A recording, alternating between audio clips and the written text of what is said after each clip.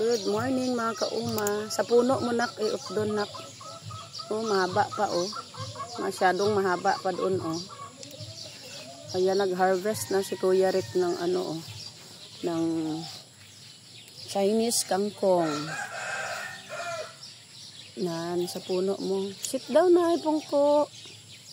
Oh. Dahil ayan oh, dahil sa sobrang ulan, ayan na yung nangyari. Yung tumba. Yan, sa puno mo i-harvest. Ayan, si Kuya Good Boy yan eh. Tinuturuan ni Nanay Ben kung paano mag-harvest. Ayun oh, lumalampas Kuya oh. Ayun, lumampas sa puno. Yung dalawa na yan oh. Dan, punuan mo. Yan. Ayan oh. Ayan, aadobuhin namin yan mga kauma. O yung aking mga okra hindi naasikaso ni kauma oh. Ayan na oh. Hindi naasikaso yan oh. Natumba sa sobrang lakas ng ulan. Dahil basang-basa dito.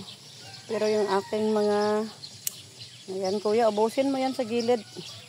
Pero yung aking mga talbos ng kamote, ayan na mga kauma oh. Oh, diba? Wala na, hindi na makita yung mga itinanim kong papaya dito sa gitna, no? So, ita-transfer natin yan.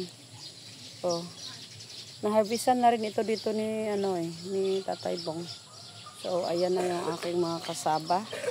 Tataba na, no? So, ang tataba na. O, yan dito pa ya, oh. Bawasan mo yan, oh. Yung ano. Tingnan natin sa kabila. Natin sa kabila yung mga naitanim. Ayan. Very good si Kuya eh, oh. Huwag mong ubusin niya, ha? Bawas lang para meron pang natira. Ito, hindi pa to na, hindi ko na naman mamayang hapon. Ayan, oh, natumba yung aking mga bagong tanim yan.